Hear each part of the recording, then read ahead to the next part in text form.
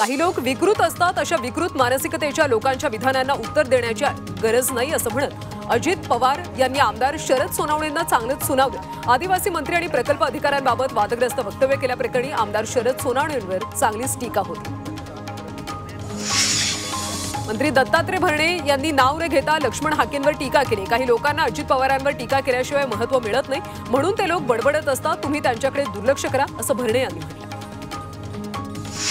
राज्यमंत्र्यांना अनेक अधिकार असतात, त्याचा कोण कसा वापर करतो यावर सगळं अवलंबून असतं असं राज्यमंत्री पंकज भोयर यांनी म्हटलं। माधुरी मिसाळ आणि संजय शिरसाट यांनी एकत्र बसून त्यातून मार्ग काढलेला आहे असं देखील भोयर म्हणाले। महायुतीमध्ये काय चाललंय हा संशोधनाचा विषय असं मनसे नेते संदीप देशपांडे यांनी म्हटलंय। कुणी उठतंय, पत्ते खेळतंय, आमदार माजले असं लोकांना वाटतं, तशी भावना असल्याचं फडणवीस म्हणाले होते। यातून आमदारांना समजलं पाहिजे असं देखील देशपांडे यांनी म्हटलं। शरद पवार यांनी शिक्षकांना न्याय मिळवून दिला, तसंच राज्यातल्या असंघटित लाखो कामगार आणि छोटे मोठे कंत्राटदार यांना न्याय मिळवून द्यावा अशी विनंती राष्ट्रवादी काँग्रेस शरद पवार पक्षाचे प्रवक्ते सुनील माने यांनी केली। मुख्यमंत्र्यांची चर्चा करून निधी मिळवून द्यावा असं देखील माने यांनी म्हटलं। राज्याचे सार्वजनिक बांधकाम मंत्री शिवेंद्रराजे भोसले हे चंद्रपूर दौऱ्यावर आहेत। त्या दौऱ्यात त्यांनी भाजप नेते सुधीर मुनगंटीवार यांच्या निवासस्थानी जात त्यांची भेट घेतली। यावेळी मुनगंटीवार यांच्याकडून शिवेंद्रराजे यांचं उत्साहात स्वागत करण्यात आलं। मुंबई महापालिकेतल्या विविध खात्यांमधली 56,000 रिक्त पदं भरण्यात येणार आहेत। टप्प्याटप्प्याने ही रिक्त पदं भरण्यात येणार आहेत असं आश्वासन महापालिकेच्या वतीनं अतिरिक्त आयुक्त डॉक्टर अश्विनी जोशी यांनी बैठकीत कामगार संघटनांच्या प्रतिनिधींना दिले। अटल पेन्शन योजनेतल्या सदस्यांच्या संख्येत वाढ झाली। या योजनेमध्ये नोंदणी केलेल्या सदस्यांची संख्या 8 कोटींच्या पुढे गेली। पेन्शन ऑथॉरिटीनं फंड रेग्युलेटरी अँड डेव्हलपमेंट या संदर्भातली माहिती दिली। मात्र यंदा या योजनेला 10 वर्ष पूर्ण झाली। भविष्यातल्या व्याजदर कपातीचे निर्णय सावधपणाने घेण्यात येतील असं प्रतिपादन भारतीय रिझर्व्ह बँकेचे गव्हर्नर संजय मल्होत्रा यांनी केले।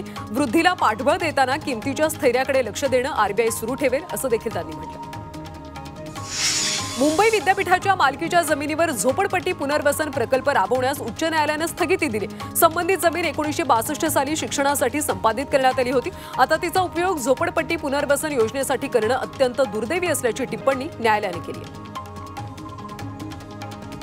मुंबई विद्यापीठाच्या 2025 मधल्या उन्हाळी सत्राच्या तृतीय वर्ष सेमिस्टर 6 परीक्षेच्या पुनर्मूल्यांकनात 42% विद्यार्थी उत्तीर्ण झाले। पुनर्मूल्यांकनासाठी अर्ज केलेल्या 12,642 पैकी 5,370 विद्यार्थी उत्तीर्ण झाले। त्यामुळे उत्तरपत्रिका तपासणीवर प्रश्नचिन्ह उपस्थित झाले।